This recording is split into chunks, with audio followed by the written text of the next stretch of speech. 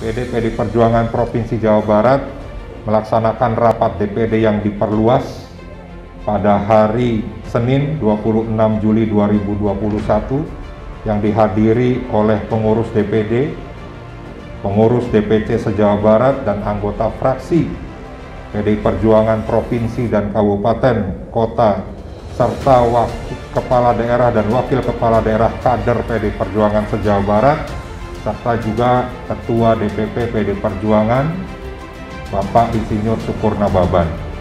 Hasil rapat tersebut yang pertama membentuk posko darurat COVID-19 PD Perjuangan di 27 kabupaten kota di Jawa Barat dimulai pada hari Rabu, tanggal 28 Juli 2021 dengan kegiatan yang pertama melakukan pendataan masyarakat yang sedang melakukan isolasi mandiri di rumah dan rakyat yang terdampak secara sosial dan ekonomi karena pandemi COVID-19.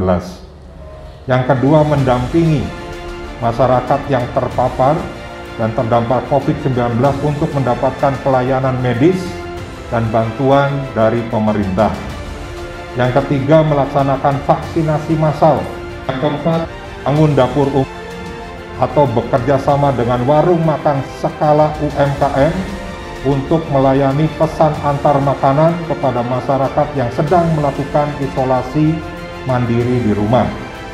Yang kelima, memberikan paket sembako berupa beras dan yang lainnya.